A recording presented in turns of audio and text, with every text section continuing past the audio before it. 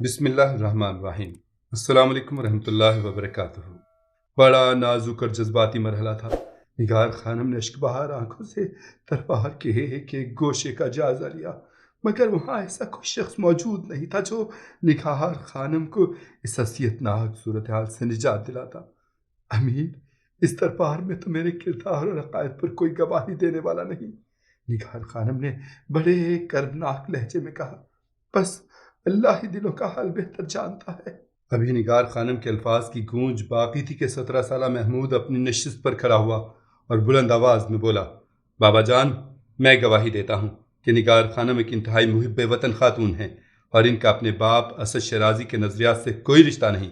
محمود کی آواز نے دربار کے سناٹوں کو چیر کر رکھ دیا۔ تمام سرداران قوم نے بڑی حیرت سے محمود کے بیان کو سنا تھا، اور نگار خانم کے بہتے ہوئے آنسوؤں کی رفتار پہلے سے زیادہ تیز ہو گئی تھی۔ اسے پوری دنیا میں بس اسی ایک گواہی کا انتظار تھا۔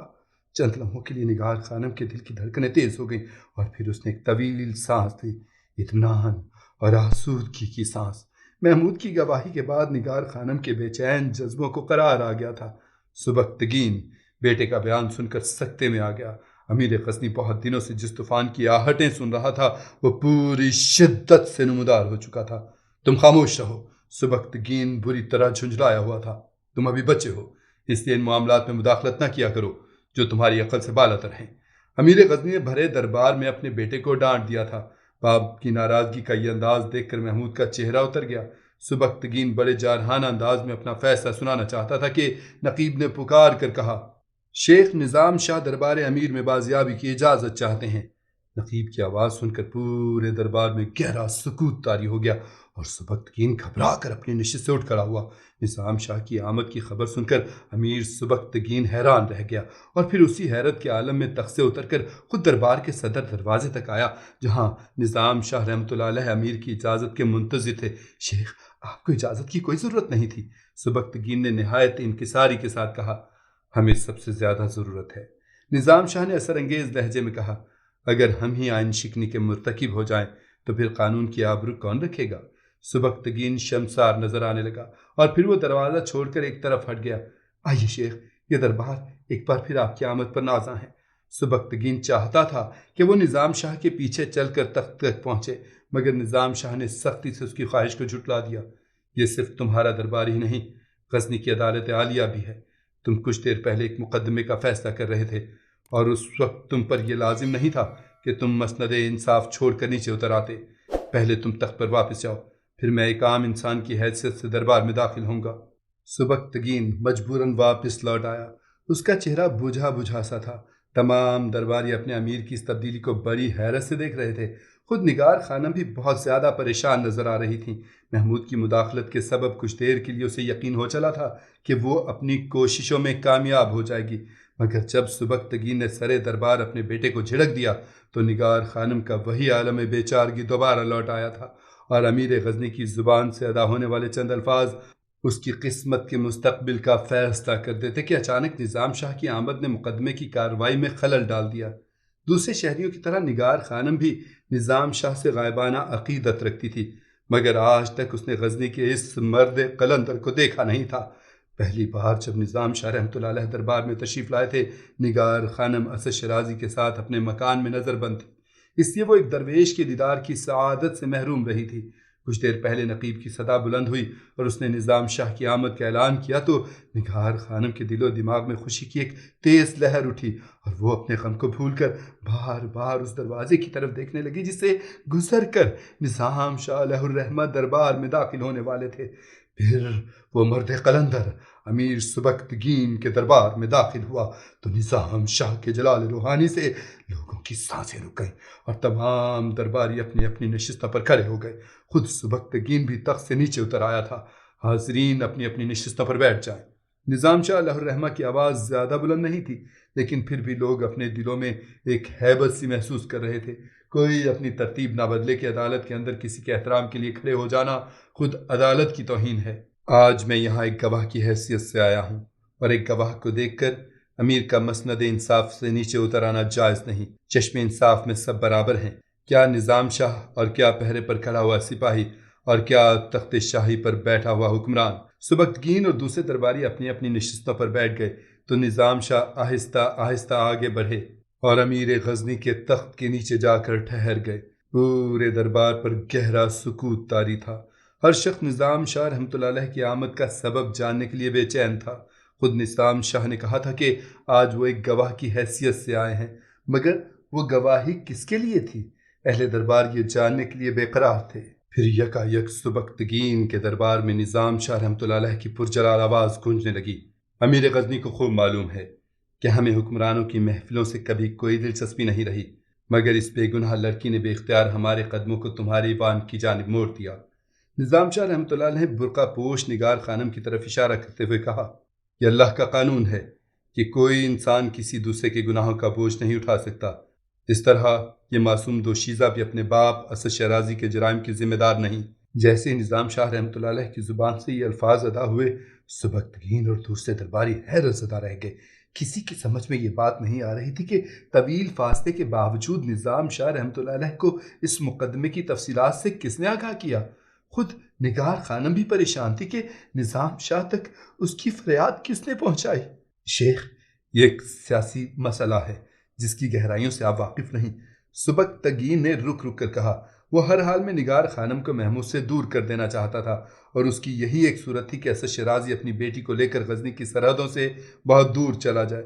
سبکتگین کا جواب سن کر نظام شاہ رحمۃ اللہ علیہ مسکرائے۔ امیر، تم درست کہتے ہو، ہم تو بہت بے خبر لوگ ہیں، اپنے ہی حال سے واقف نہیں تو کسی دوسرے کو کیا پہچانیں گے۔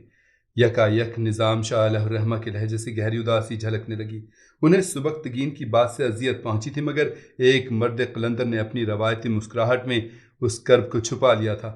میرا یہ مفہوم ہرگز نہیں تھا شیخ۔ سبکتگین گھبرا کر اپنی نشست پر کھڑا ہو گیا۔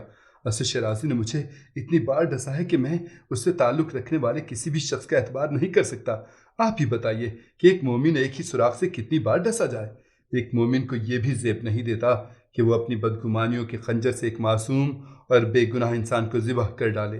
نظام شاہ رحمۃ اللہ علیہ نے قدرے بلند آواز میں کہا، غزنی کے حکمران نے ایک معتبر شخص کی گواہی طلب کی تھی، سو ہم اپنے دوسرے ضروری کام چھوڑ کر زر دربار چلے آئے۔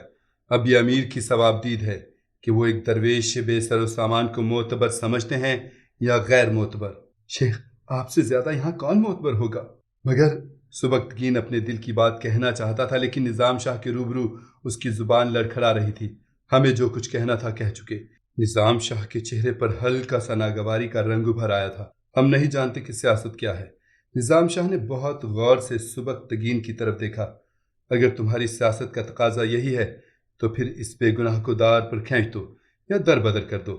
اس سے پہلے بھی تو لاکھوں سروں نے دار کو سجایا ہے اور بے شمار اللہ کے بندے خانہ بدوشی کی زندگی بسر کرتے رہے ہیں۔ اب اگر یہ ایک لڑکی بھی مقتولوں اور بے گھروں کی اس قطار میں شامل ہو جائے گی تو آخر کون سی قیامت ٹوٹ پڑے گی؟ نظام شاہ رحمۃ اللہ علیہ کے لہجے میں بڑا کرب تھا، مگر یاد رکھنا سبکتگین کہ تیرے درباریوں میں اس لڑکی سے زیادہ کوئی دوسرا محب وطن نہیں۔ اس کا چہرہ بھی آئینہ ہے اور دل بھی، جس پر کوئی غبار نہیں، کوئی زنگ نہیں۔ یہ کہہ کر نظام شاہ مڑے اور تیز قدموں سے صدر دروازے کی طرف جانے لگے۔ ایک مرد قلندر کے جلال کا یہ عالم تھا کہ اس نے اہل دربار کی طرف اپنی پیٹھ کر لی تھی، اور تمام سرداران غزنی احتراماً اپنی اپنی نشستوں پر اٹھ کر کھڑے ہو گئے تھے اور دھڑکتے دلوں کے ساتھ نظام شاہ کو دربار سے جاتے ہوئے دیکھ رہے تھے۔ پھر نظام شاہ رحمۃ اللہ علیہ چلے گئے تو سبکتگین تخت پر بیٹھ گئے۔ معزز درباریوں نے بھی اس کی تقلید کی۔ نگار خانم کسی مجسمے کی مانند ساکت تھی۔ بہت دیر سے اس کے آنسو مسلسل بہہ رہے تھے۔ سبکتگین شدید اذیت میں مبتلا تھا۔ اس کے فہم و گمان میں بھی نہیں تھا کہ نظام شاہ علیہ الرحمہ اس طرح سرے دربار چلے آئیں گے اور اس لڑکی کی حمایت کریں گے جو محمود کے مستقبل کے لیے ایک خوفناک موت بنتی جا رہی تھی۔ سبکتگین نظام شاہ کا حکم بھی نہیں ٹال سکتا تھا اور نگار خانم کو بھی غزنی میں قیام کی اجازت نہیں دے سکتا تھا۔ آخر اس ذہنی کشمکش سے گھبرا کر وہ چیخ اٹھا، لڑکی، تو نے ہمیں ناقابل بیان کرب میں مبتلا کر دیا ہے۔ نہیں امیر معظم، میں نے اپنی ذات سے بھی کسی کو کوئی آزار نہیں پہنچایا۔ نگار خانم نے انتہائی شکستہ آواز میں کہا، اگر فرما روائے غزنی میری وجہ سے کسی اذیت میں مبتلا ہے تو میں اپنا مقدمہ واپس لیتی ہوں۔ اب میں کبھی آپ کے انصاف کو آواز نہیں دوں گی۔ مجھے انصاف مل گیا۔ حضرت نظام شاہ کی گواہی میرے لیے کافی ہے کہ اس گواہی کے بعد مجھے کسی دوسری گواہی کی ضرورت نہیں۔ سبکتگین نگار خانم کا جواب سن کر سناٹے میں آ گیا۔ وہ لڑکی خود بخود غزنی چھوڑ کر واپس جانا چاہتی تھی۔ ایک لمحے کے لیے سبکتگین کو محسوس ہوا کہ اس کے دل و دماغ کا بوجھ اتر گیا ہے، مگر دوسرے ہی لمحے اسے نظام شاہ کی ناراضگی کا احساس ہوا اور پھر وہ لرز کر رہ گیا۔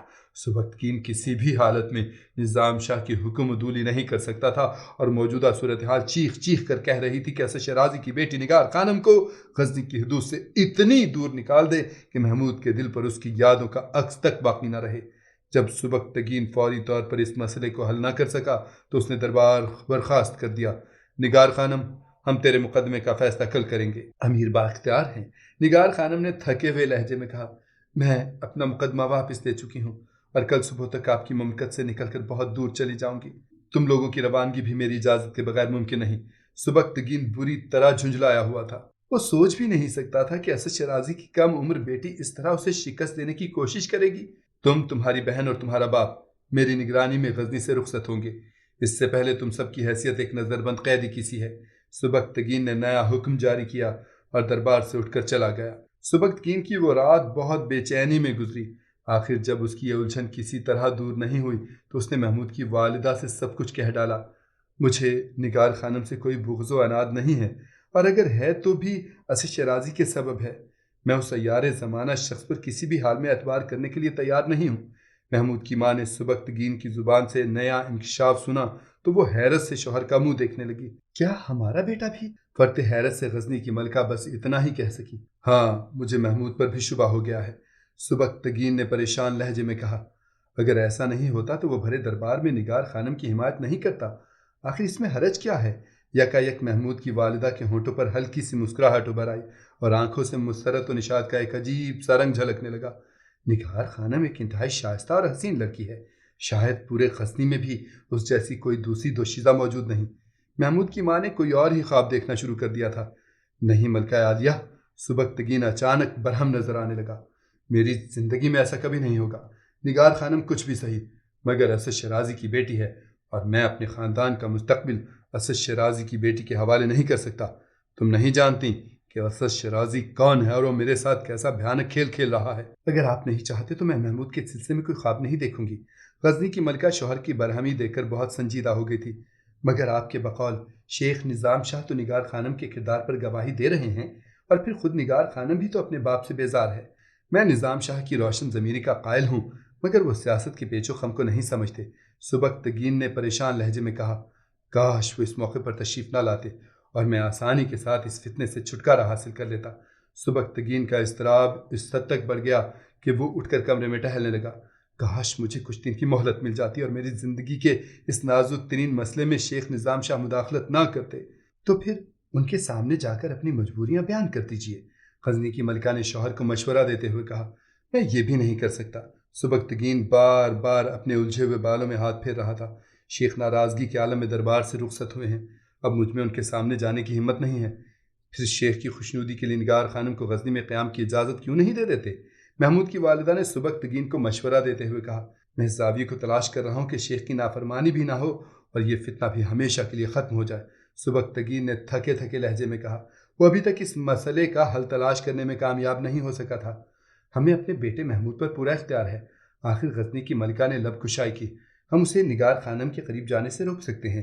میرے نزدیک یہ کوئی سنگین مسئلہ نہیں ہے۔ بیوی کی گفتگو سن کر سبکتگین کو محسوس ہوا جیسے مایوسیوں کے اندھیرے میں یکایک کوئی فانوس جل اٹھا ہو۔ پھر وہ بہت دیر تک خاموش بیٹھا سامنے کی دیوار کو گھورتا رہا۔ بظاہر ایسا لگتا تھا کہ جیسے سبکتگین پورے ہوش و حواس کے ساتھ اپنے کمرے میں موجود ہے، لیکن حقیقت یہ تھی کہ اس کا ذہن بہت دور بھٹک رہا تھا۔